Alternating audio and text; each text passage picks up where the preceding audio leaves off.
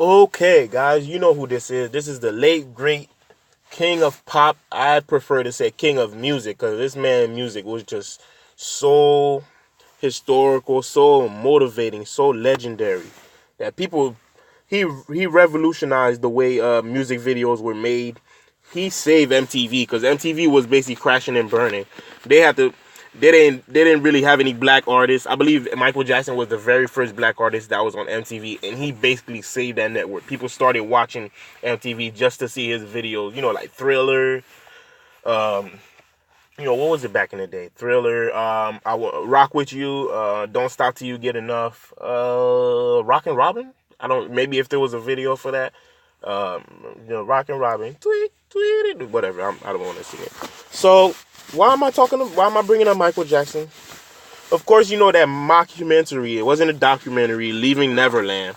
You see, when they make a documentary about black people, they'll make sure that they use innuendos. They'll make sure that, or innuendos, or they'll just put your name in there completely just to make sure to get attention to it. For example, I'm not making any excuses for him or defending him. Surviving R. Kelly. I mean, sounds like he murdered people or something like that. Like he went on a school shooting rampage or something like that, and people who escaped went out and talked about him. But it was just a couple women who knew exactly what they were doing, what they wanted, who got around Mr. Kelly, and he did things to them, which I'm not excusing. Pedophilia is not something that I'm excusing, but you can't honestly tell me at the age of 14, 15, 16, 17-year old, these women did not know what they were doing and or that what they wanted from Kelly. They are sexually active 14, 15, 16, 17-year old. But back on another king of a genre, but I prefer to say music. So they made this documentary, the Wade Robson and whoever the other douchebag name is. I really don't want to read an article for this. And, they're just basically trashing him, saying that, oh, he did this, he molested him. Need I remind you guys, the FBI, the highest authority in all of America, they cleared Michael Jackson. They searched the Neverland Ranch up and down. They only found a Playboy magazine, which, he's a man, so of course he's going to read Playboy. I mean, back then, I don't think the internet, you could access pornography through the internet, through AOL and all that stuff. So, Playboy and Hustler and all these other magazines were your best chance at seeing some nudes or whatnot. And, they cleared Michael Jackson, nothing, that stuff. See, what happened was Michael Jackson was getting too much power. He was breaking Elvis records. He was breaking Beatles records. He bought the Beatles catalog, I believe. And Paul McCartney hated him for that. And he told Paul McCartney he was gonna buy it. He's like, hey, I'm gonna buy the Beatles record. And then he laughed, and then he told him again, I'm gonna buy the Beatles record. He said, oh, that's an old joke, etc., etc. And then he finally bought the Beatles records. If I'm correct, it was the Beatles. He had like 50% of Sony and all that stuff. The man was a businessman. It wasn't just entertainment like most of these artists today. It would just stand on top of a table to get a record deal from a record company. Damn shame that you got social media nowadays. These artists don't even have to stand on top of tables and dance for a record deal. They could just promote their stuff through Instagram, which they could get thousands and millions and hundred thousands of views. Facebook, you got Snapchat, you got Twitter, but they just want the advance so they can make a good video or they could buy their cars and mansions or whatever. So, they made this documentary. Basically, back then he testified that Michael Jackson didn't do anything to him, but now he's double flipping back. I guess the money went dry and all that stuff. There was something he wanted to direct for Michael Jackson, and he was going to do it, but then they changed him at the last version. So I guess he was pissed off because of that. And since then they've been after his head. They've been after his money. So this is all about money, and I'm pretty sure they all got paid for that documentary. I believe it was Dan Schneider, whatever the guy name, who orchestrated this whole mockumentary on Michael Jackson, our legendary musician. And people told me I didn't see it. People told me it was weak, and I believe it was because if people already know the truth, what's the point of you trying to make a whole documentary and lie about it?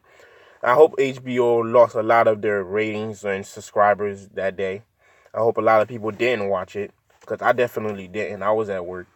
Even if I didn't have work, I wouldn't watch it. But it's all lies.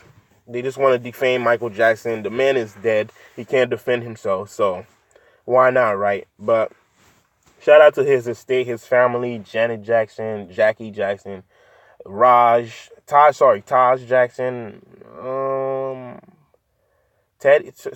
Tito, and and everybody else. I don't remember. There was a lot of them. You understand? There was 9 of them, I believe.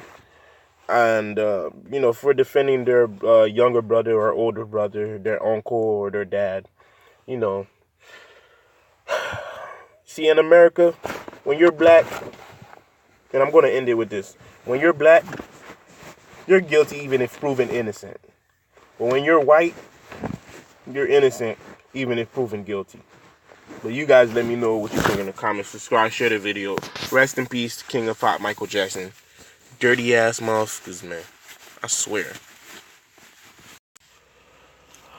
Oh, one more thing I wanted to talk about. Oprah Winfrey. Disgusting. See, I used to have respect for Oprah Winfrey. I don't care if she's a billionaire. I don't care if any of you guys are you'd be like, why are you disrespecting the black woman? See, look, I love black women, but some black women and black men too, you just gotta get the blunt of it sometimes. Some of you guys would do anything for money, white paymaster. Remember, it was white people, white men basically that put Oprah on. She didn't have her own network when she started her talk show. So she owed favors. So she did an interview after with Wade Robson and whoever the other douchebag was after the interview aired. And let me just show you this real quick. I'm going to end the video. So, of course, you see Oprah here with Harvey Weinstein. Remind you, this is the same Harvey Weinstein who's still facing trial right now. For basically, you could say the same things that R. Kelly did. But, of course, when it comes to the black man, they're going to focus on the black man more. I believe one of his things are coming up this Thursday.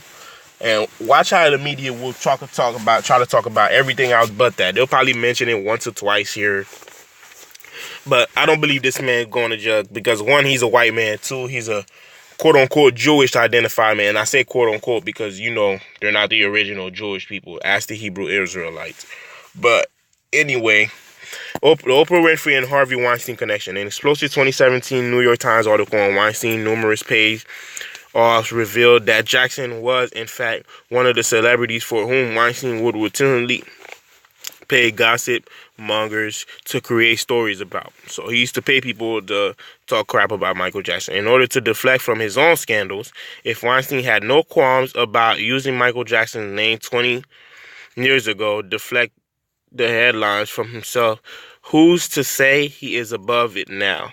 Many have noted the ironic timing of Leaving Neverland alongside Untouchable, as well as the fact that Leaving Neverland just happens to be scheduled for broadcast the same week that Weinstein's trial begins. Coincidence? Linda Woods. The new lynching of Michael Jackson, Dan Reed, that's his name, not Dan Schneider. Dan Reed, Leaving Neverland may, in fact, leave blood on many hands.